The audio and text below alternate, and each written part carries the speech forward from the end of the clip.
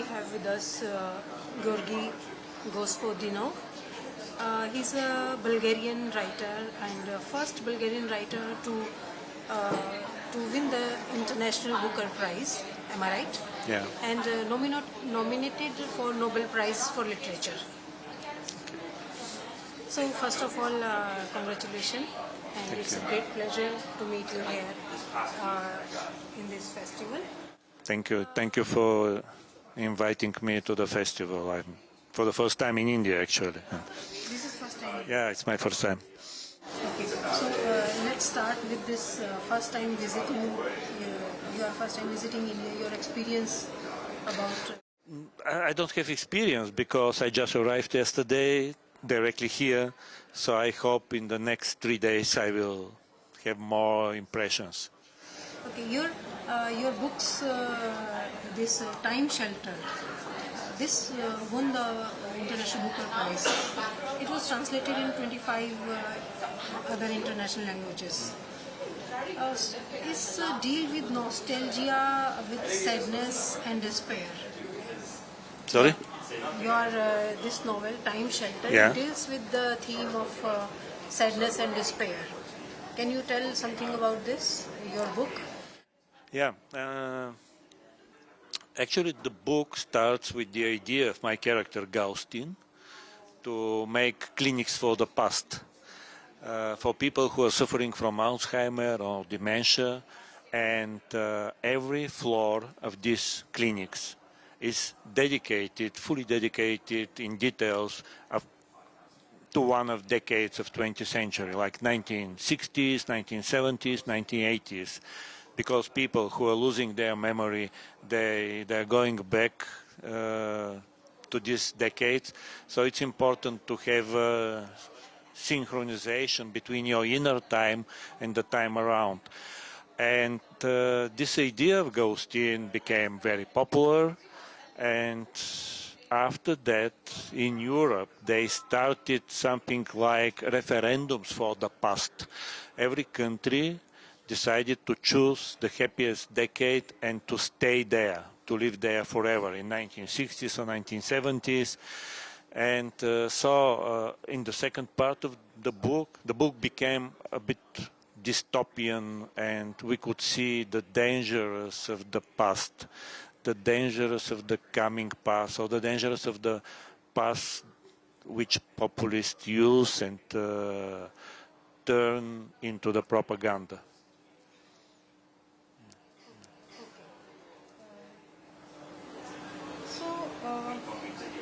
How you see the political realities of Eastern Europe or the Europe as a whole?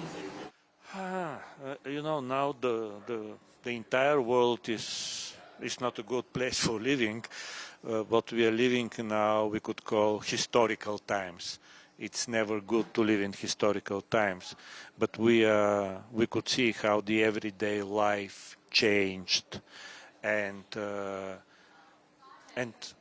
we have in Europe a war. This is it never happened for the last 70 more years. We have war in Europe.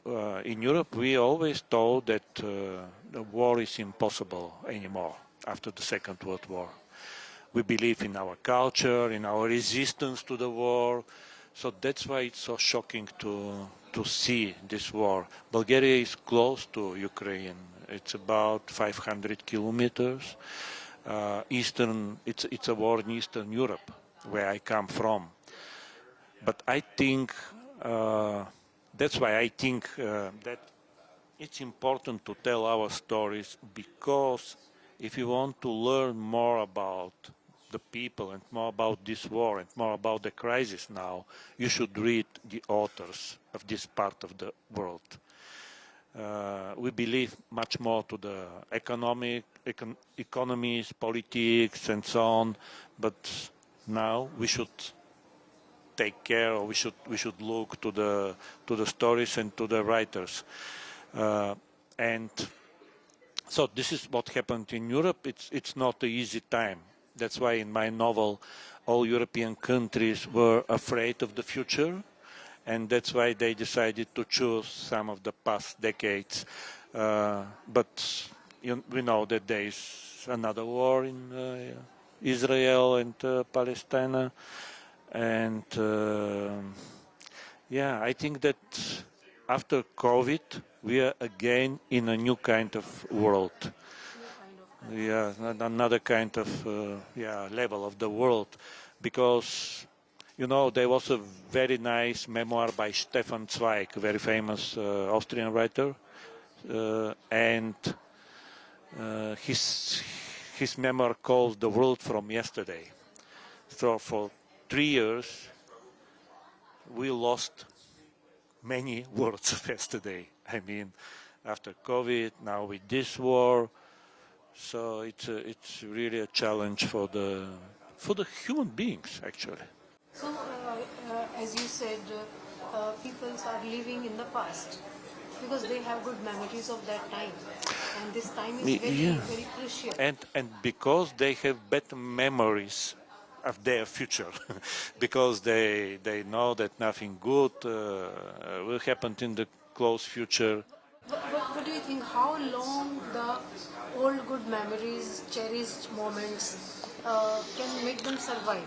Yeah, no, the question is that the past and this memory could be a trap for us, that it could be dangerous.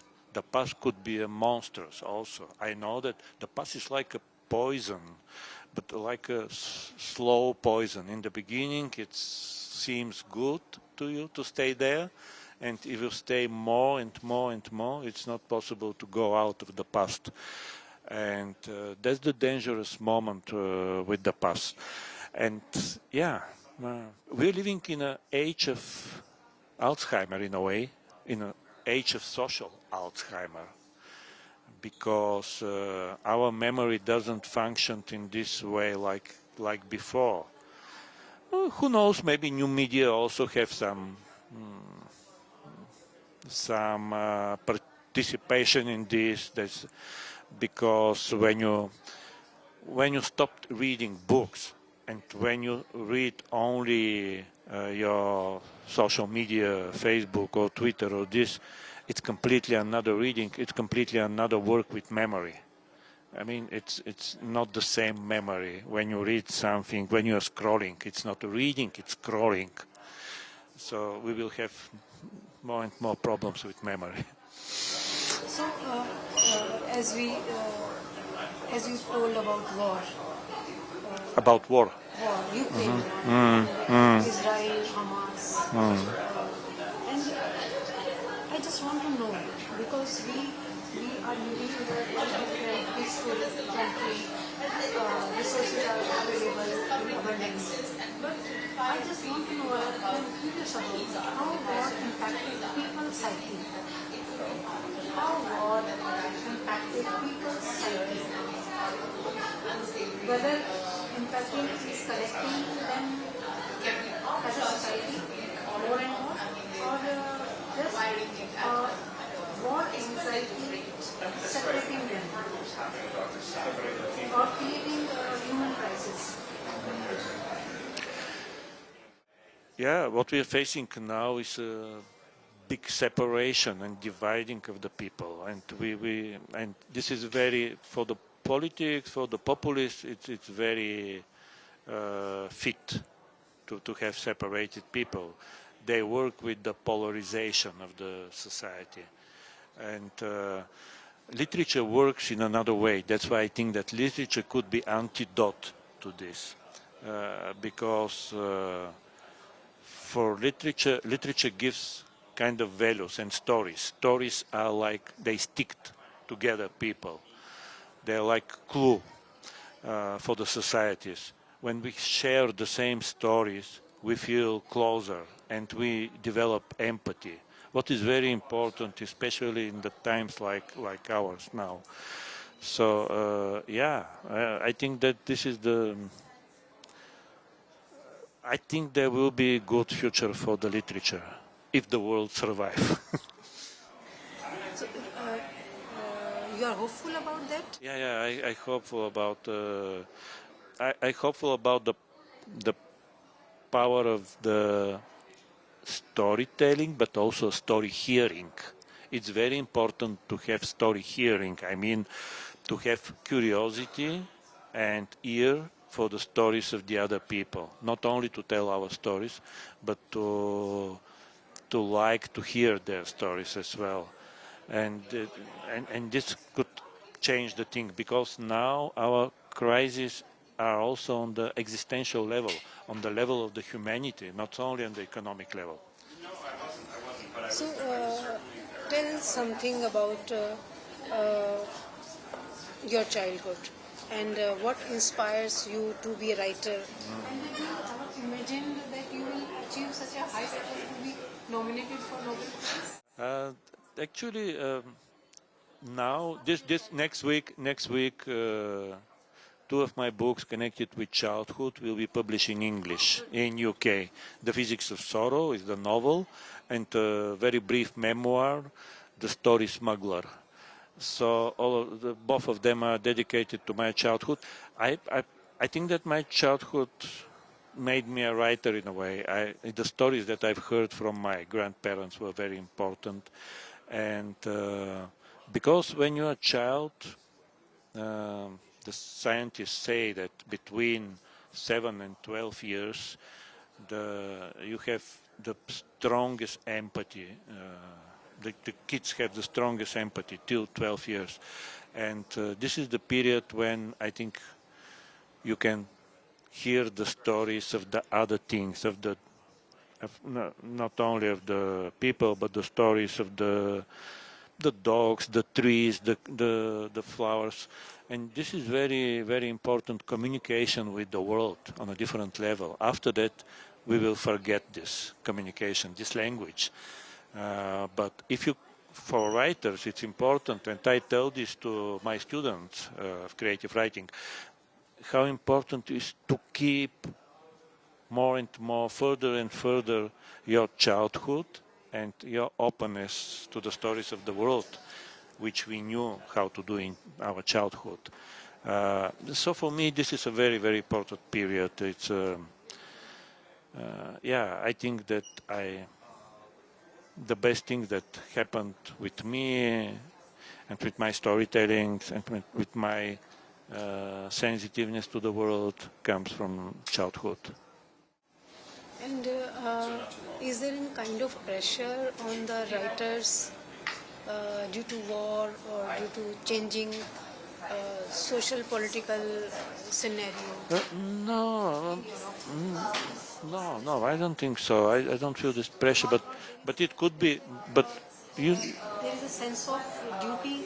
Yeah, this is another thing. Yeah, I think because writers are not a special kind of people. The writers are also citizens.